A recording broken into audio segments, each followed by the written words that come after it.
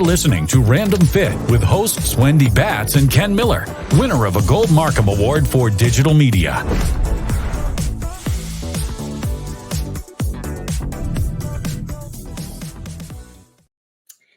What's going on, everyone? Welcome to this week's edition of Random Fit, where you have myself, Wendy Batts, and my co-host, Ken Miller, here to talk about everything random and fitness.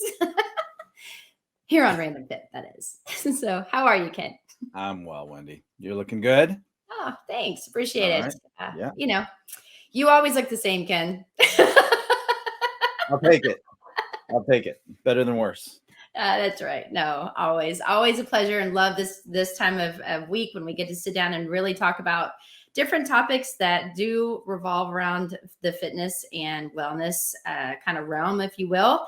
And this week, we're actually going to talk about something that was brought up by one of my clients recently, just on some of the things that they were doing that they didn't know that they were doing. And so when we were talking about some of these aches and pains and just why is this happening and it doesn't seem to go away, I was asking some just basic questions like, do you do this? Do you do that? How do you sit? And just to kind of make myself understand a little more. And he's like, yes, yes, yes, and yes. I'm like, well, stop doing this, and this. And so that's what we're going to talk about. Just everyday activities of things that we do that may not be the best things for you. Yeah, and I think as a personal trainer, that's one of the things that you're trained to do is watch people's movement, because if you're talking about like what that conversation you have with your clients, and you know, I just had that conversation with one of mine last week. It's like, are you aware that you tend to, you know, kind of lean and shift and like that's the way they stand, right? They'll do this, they'll shift their, like, I had no idea, right? Mm-hmm. That was their go-to movement or their go-to posture.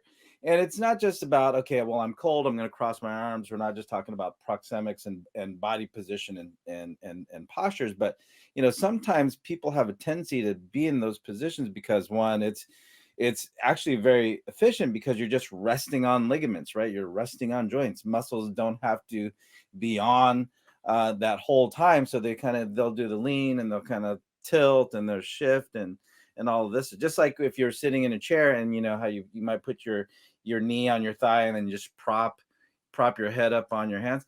You know what? That's an efficient movement. Energy wise, you're not spending a whole lot. But then for what we're going to talk about here on Random Fit today, we're going to talk about some of the tendencies clients have or their strategies to save energy that may or may not be the most efficient for their joints or the most safe for their joints, because they could just be putting more stress and contributing to issues that they might be trying to overcome through exercise, but they kind of turn that all upside down when they assume certain positions. And I think, you know, some of the things that we have to go over today are really going to address some of the common things that people do that really don't do them any favors. Well, and you know, there's so many different reasons why I'm so excited about today. It is because I think until you really think about it, you don't really know you're doing it.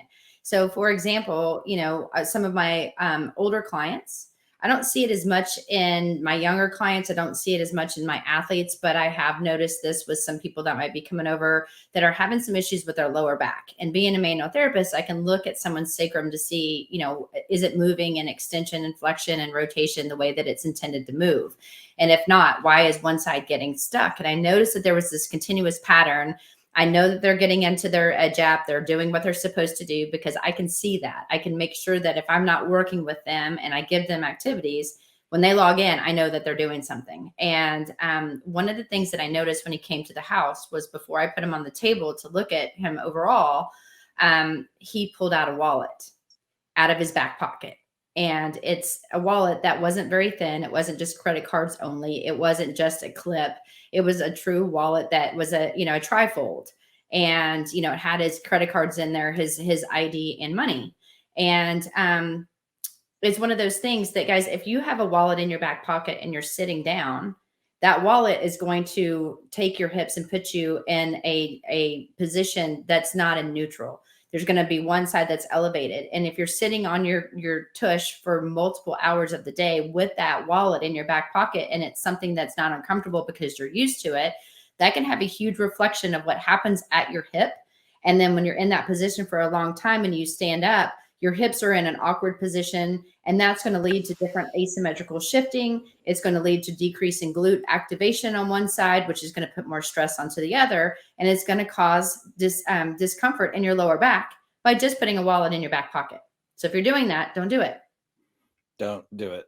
Don't do it. I'll, and I'll say too, Wendy, when we've had the opportunity to travel and teach international, one of the things that I do with my wallet, I put it in my front pocket, or I put it somewhere close to me, but sitting for an extended period of time, especially now, if you're behind your computer, over the last few years, you've had these virtual meetings and sitting.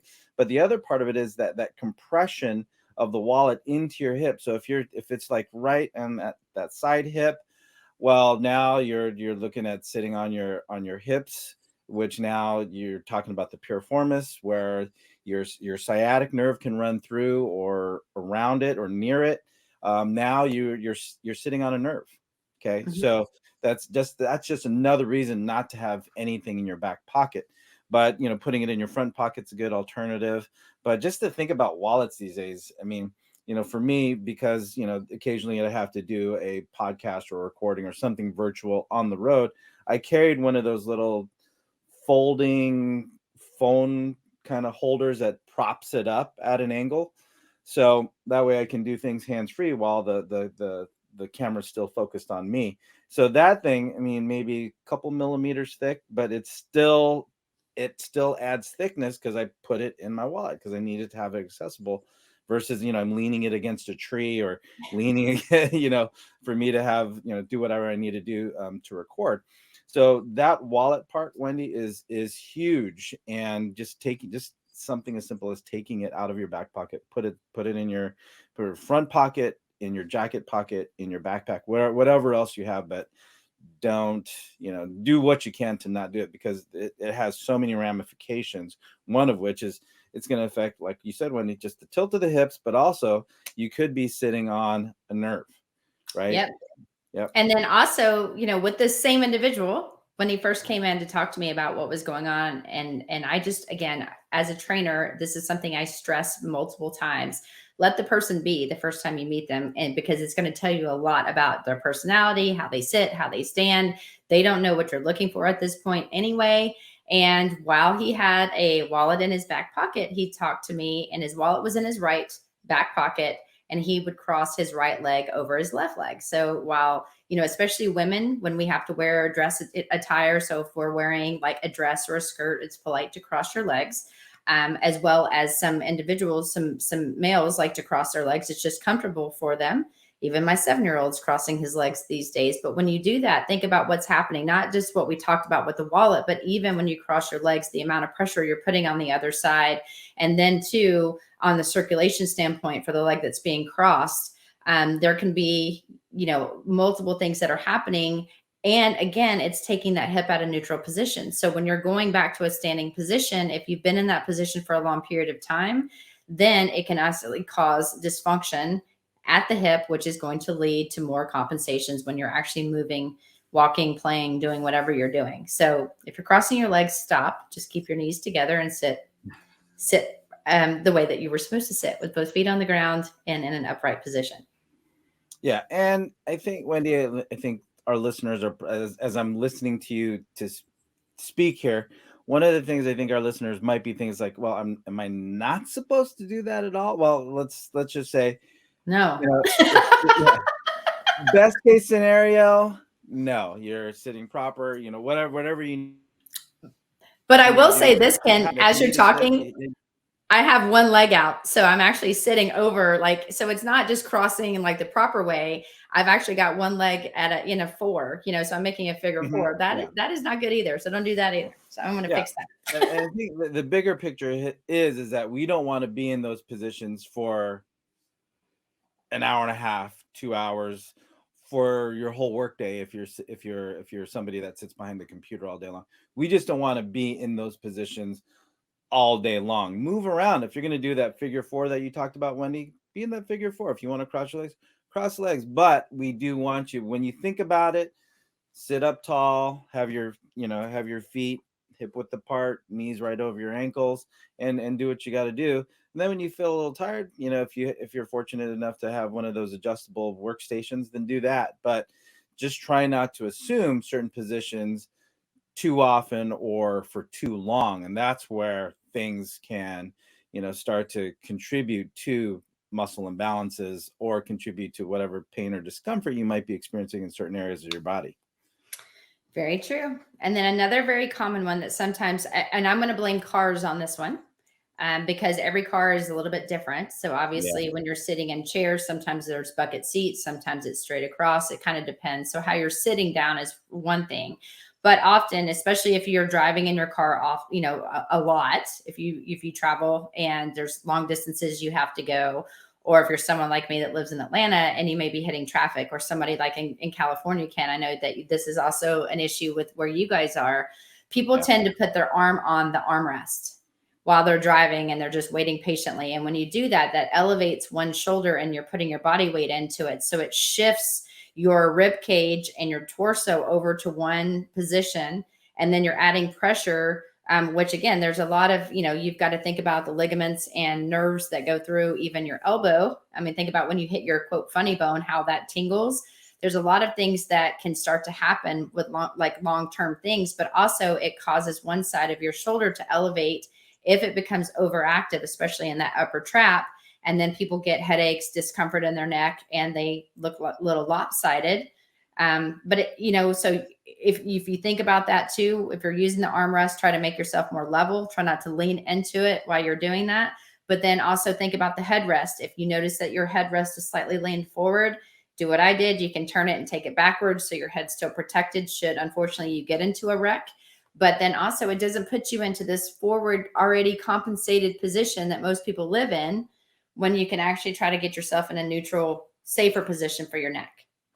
Right. And Wendy, how many times have you gotten into someone else's car, like you're driving someone else's car, and their seat is way reclined Leaned back. and they're leaned back, right? So they're leaning back, and you're like, how do they see over the hood I of the can't see car over the. if they're leaning so far back? Because I mean, you think about it, you're leaning back, and then the only other position your head can be in is forward, right? So you can see what's going on in front of you, right? So as we're talking about everyday activities, right from wrong, here on Random Fit with both Wendy Batts and I, Ken Miller, we are talking about postures that people will assume throughout the day that may or may not be the best for you. So in this conversation about cars and sitting, everybody knows when they get into my car, right? Because my seat is up, my headrest is adjusted for what you see, and I have my seat's back a little bit because I like to lengthen out my legs, right? I don't have that long of a leg, but people are like, how do you reach the pedals, right? Because everybody, they're and they play, and the thing about it is everybody plays or positions their seat to where they feel comfortable. And a lot of times they feel comfortable in a knee flexed, hip, laying down like they're in a recliner, because, their hamstrings may not have the most extensibility through their hamstring columns, through the knees, through their hips, right? And maybe they are leaning on that armrest, and that's why they can recline a little bit, because everything else is supported, and all they have to do is keep their head upright. But when someone gets into my car, they're always like, why is your seat so upright? You sit like this? Well, it's like, well, I actually like to sit upright. I like to engage my trunk, and I look at driving. I don't drive a whole lot these days, but I can endure, a length of a drive around where I live for what I do with my kids, and, be upright and engaged. I'm not, leaning back, because now I'm more aware of my posture and positioning when I drive, and I like to do what I can to kind of cheat in a little bit of activity or activation even when I do drive, even though that's, it's not just an A to B thing, but I want to be more conscious of how I hold myself and how I can take some stress off of, certain areas of my body with that more upright posture. Well, I think two other things that I noticed in cars, especially with clients, we worked with someone that used to drive a truck, like, and I say a truck, they were, I think UPS or FedEx, one of the drivers. And when she came to me, she was having some issues with her knee and her hip. But we noticed too that when I asked her, how do you drive? She was like, I just sit down and this is my position. Like, it's all fine. Everything's great. But I noticed that her foot was turned out. So guys, when people are saying that they're in their car for a long time, you can ask these questions. Or if you are driving yourself, look at your foot on the gas. Is your foot just kind of, is it upright? Is it slightly turned out? If it's turned out, that can lead to some issues at the knee. It can lead to some issues and deactivation in the hips and glutes, which nobody wants that. So, try to look at what's happening at the foot, make yourself more aware of your foot position. And if you're, someone with long hair and you put your hair up in a bun or a ponytail or, man bun, whatever it is that you do, where you have something that's right in the upper center part of your head and you're driving, it will also put you in a forward head position. And I just noticed this the other day when we said we were going to do this. I wear my hair up usually in a bun when I go and train my clients to keep it out of my face, especially if it's a power type day. And I noticed that my head's forward because I can't put it back because I've got that bun that's keeping me from doing that. And so, little things. And that's why we wanted to talk about this today on Random Fit. When we're talking about these everyday activities, we are talking about these activities that's just how you dress, how you walk, how you stand, how you sit, things that we just want to make you aware. If you're doing this, maybe look at yourself realistically and say, oh, you know what? I'm doing this. I probably shouldn't. Is there a better way or a better position or something that maybe I can help myself do to keep myself from having discomfort or injuries long-term if I'm not careful? Right. And sitting, standing, are two of the things that we want to look at. But let's talk about, what we do behind the computer. Like you and I right now, we are recording this podcast and we are sitting down. And then unfortunately, there's people that do this. This is their job. This, you and I, we're both up, out and about. We're working with people. We're walking around. We're picking things up, putting things down for them.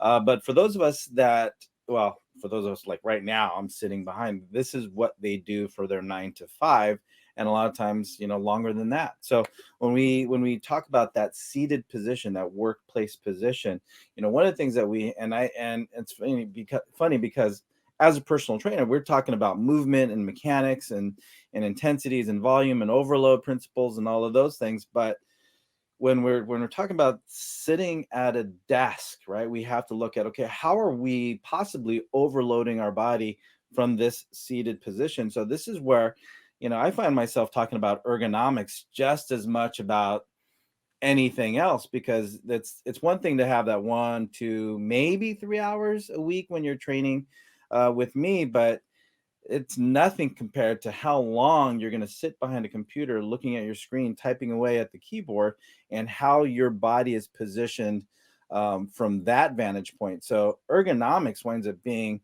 and I guess that's what we're talking about overall, whether you're sitting behind a chair or behind a desk.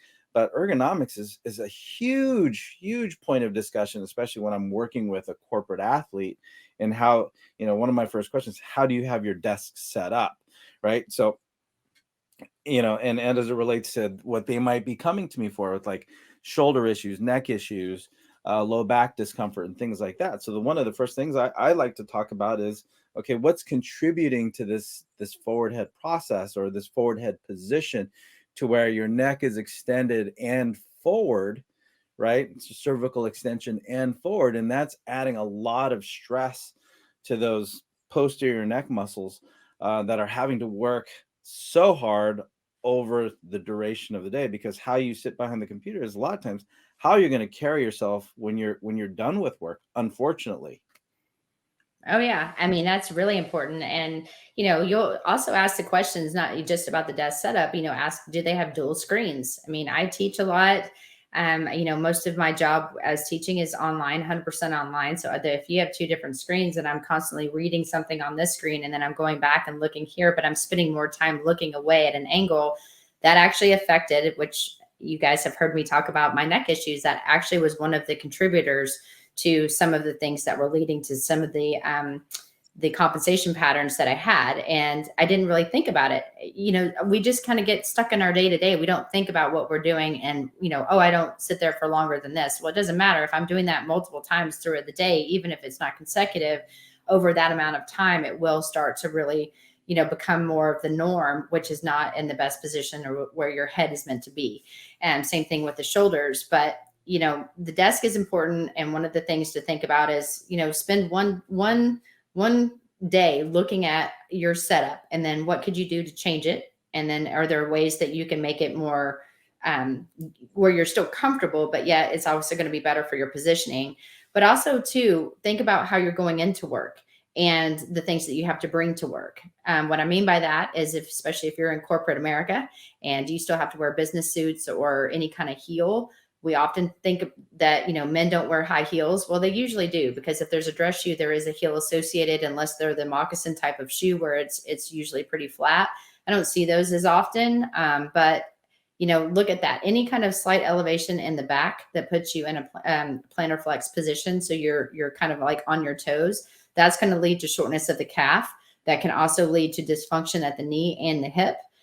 So not saying that you can't wear your dress shoes, because you're going to do that, especially women, if you're wearing higher heels than that too. Same positioning, it's just more intense. The best thing you can do is when you're done with your day at work, spend 30 to 45 seconds and stretch your calves. Give yourself some better length. So therefore, if you don't, what ends up happening is your feet start to turn out. And then that's going to be what's comfortable. And it's mainly just because your calves are too tight. And then that starts restricting the ankle. That's also going to affect the knee. That can still lead to hip, and then all the way up to the shoulder. There's a lot of different things that if something's not working right at the foot and ankle, it can blow out your shoulder. It can blow out your neck. Because everything is interconnected, which we've talked about for multiple positions and times. So look at your shoes. And even if you're wearing tennis shoes, if they have the air pockets in the back that put you in that position, and you notice you're no longer flat in your foot, that may not be the best shoe to wear, other than if they're cute. I'm all about looking cute sometimes in my tennis shoes, but look at long-term, how long are you standing in those shoes? And then what can you do to counteract what you're doing if you're going to wear that? Right. And it kind of sounds funny when I'm going to say this, but sometimes you have to do movement prep just to wear what you're going to wear. Right. So for some of my, a lot of times we talk about movement preparation or warm up before a workout or before some kind of activity. But if I know that my client is going to be wearing, like you're saying, whether it's a high heeled or a hard soled shoe with some heel on it, and again, a lot of formal shoes will have that hard sole, but also the fact that it's a hard sole. Okay, it doesn't allow that pronation and supination. So basically, that's the arch falling and coming up as we walk. You don't have that opportunity to do that really well through the foot. So, like you said, Wendy, doing a calf stretch, it's not just when you take the shoes off, but having some kind of stretch has helped some of my clients even before they do that. So they'll do like a corrective strategy, if you will, where they'll do a calf stretch, maybe some ankle dorsiflexion. And then, so that's basically you sitting there and raising your toe up to your knee to activate the front of your shin. So as one side gets a little stagnant and tight and shortened, another side might be more lengthened. So just to kind of offset and improve blood flow overall. Then you can put on your shoe for whatever extended period of time you need to.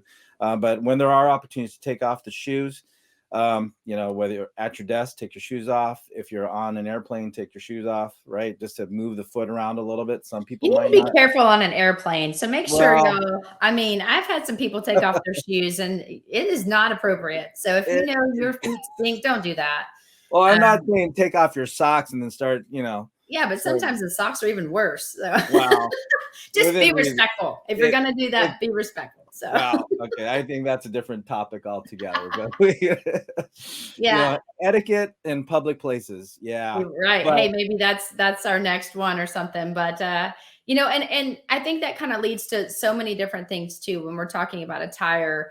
I know myself, I did not start doing this until about a year ago, where I started using my AirPods or using some kind of headset when I was on the phone.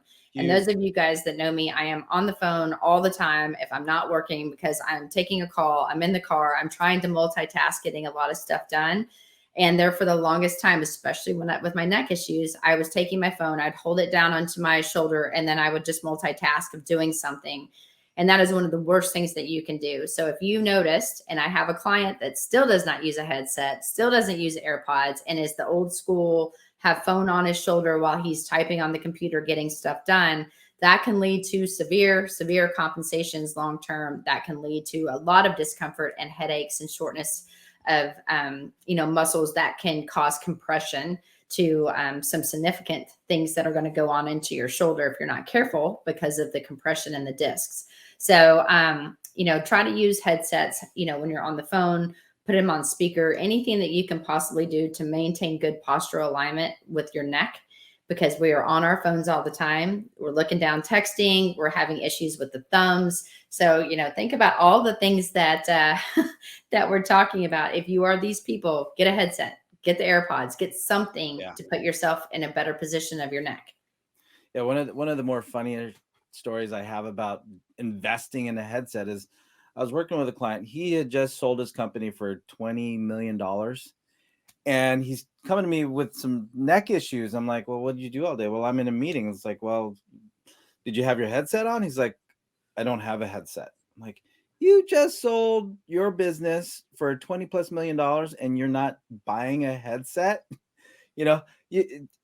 Whatever, $20, $30, $40 investment at a minimum, but make the investment, because what it's going to save you in muscular stress alone. But that's one of the funnier stories I have. It's like, dude, you could send your assistant out, get a headset, use the headset. I know it's like, I'm old school. I'm like, no. That's exactly what my client said. And Yeah. he is an older individual, but he still owns his own business, super successful. And I'm like, seriously? But you know what? He's like, but I do have like the extender. And I'm like, that is still, you're still Doesn't cocking your matter. head. Yeah. So it may You not don't be have all to the way pinch down. it in But there. You just have to wedge it between your ear and your shoulder. If anything, that's even worse. yeah. And then there is, because again, I know we could go through so many different things, but this one's also a huge red flag. And unfortunately, we're seeing this more and more in our youth. But if you carry a purse, or a man, I don't care if it's a man purse, a female purse, a bag, anything that is on one shoulder, guys, realize that usually when you have something that's on a shoulder, especially on one side, then you are going to have to elevate that shoulder in order to keep that bag on your shoulder without falling off. We don't think about it. And I would always wear a purse on one side and never switch sides, because it's like, this is what's comfortable. This is what I know. This is where I put it.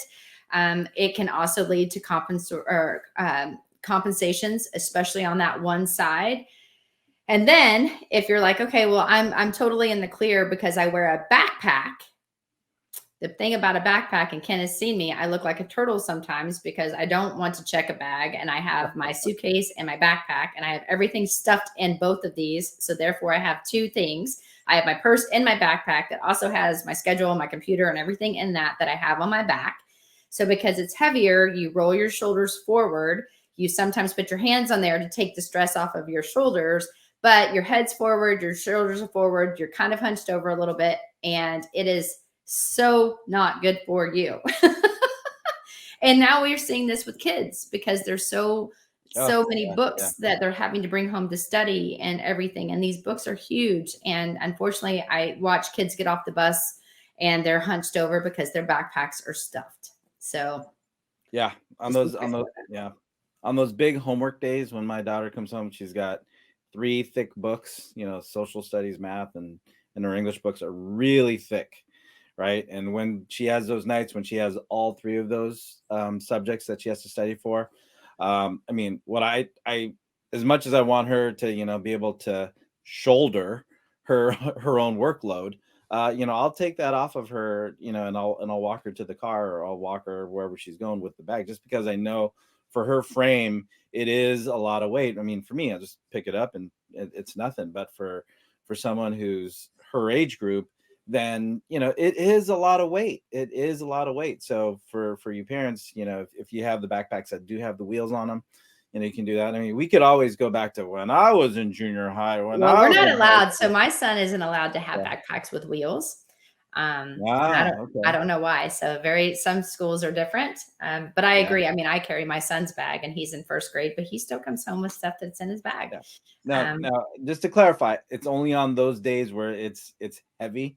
Every other day I let her do it because it's not that long of a walk, but I also don't want, because she'll really exaggerate that forward lean. She'll hold on to their straps, just like you're describing, Wendy. She'll hunch over, she'll hold on to strap, and it's like she's hauling like a big old log. You never offered to carry my backpack. I mean, I know I'm not your daughter or anything, but come on now. Well, have you seen your backpack, Wendy, on top of my backpack? I have. if just so you know, if you're ever following Wendy in an airport and she's got that big haul that she's talking about, give her plenty of room to turn around, because I've seen her whack a wall, whack somebody who's sitting down. It's like, oh, watch out. She needs those reverse lights when she's very turning. True. And you know what? I don't walk slow either. So just get out of my way. I'm on a mission, just watch out. And people are like, I might be short, but I walk very fast. So I got places to be. I'm on a timeline. I don't like to be late. And I have everything on my back that I want off as fast as possible. So just watch out. If she needs to, especially if you're on her flight, she's walking down that aisle, she better. Yeah. Don't ask me a question or I'll turn around and knock that person out. She's going to whack somebody in the head. And unfortunately, I have done that and felt like pond scum, where I'm like, I am so sorry. Let me buy you a drink. Oh gosh. Wow.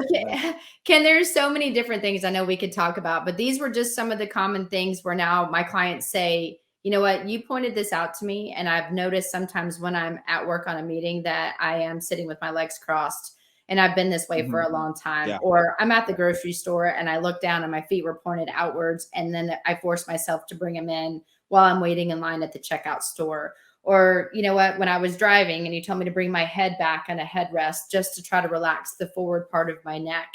That was the whole intention of today, is just to say, hey, some of these activities that you're doing, that's just life. And not saying that you're going to stop it, but maybe just becoming more aware. If you're doing this and you're doing it often, try to find an alternative way. So therefore, over however many days you've done it, it's going to take even longer for you to reverse it, but try to make yourself more aware and then fix it. Yeah. Or if you're doing it, just as soon as you think about it, stop. I mean, there's only so many ways you can stand, so many ways you can sit. But if you find yourself and you catch yourself doing any one of these, and I say we'll call them compensation patterns, for everyday activities, just know that, one, as I always like to bring up with my clients, is that when you come to me with low back discomfort, shoulder, whatever the situation is, think about what you did throughout the day. Hopefully I've empowered them with some courses of action that they can do to relieve that tension, but just be more mindful for the next time. It's just, eventually you'll do it less and less and less. And even if you do it, it's not enough to aggravate certain, postures or muscles that you tend to have problems with. So just being able to identify and address and do what you need to do, then, now it's not just you're coming to me with all these questions, just think for yourself. Yes. Awareness is key. Awareness is key. So that's right. So Wendy, again, as always, a lot of good stuff here. And I think for those of you guys listening to us here, both Wendy Batts and I, Ken Miller, on Random Fit, hopefully we've given you some information or some ideas of things you can do to evaluate yourself and how you hold yourself during your waking hours that might contribute to certain ways that you might be feeling throughout the day. So again, as always, thank you so much for listening to both of us here on Random Fit. Like, follow, subscribe, download, share. And of course, comment. Let us know what you want us to talk about, and we'll do what we can to get that on our next episode for you. So until next time, everybody, take care. Be well.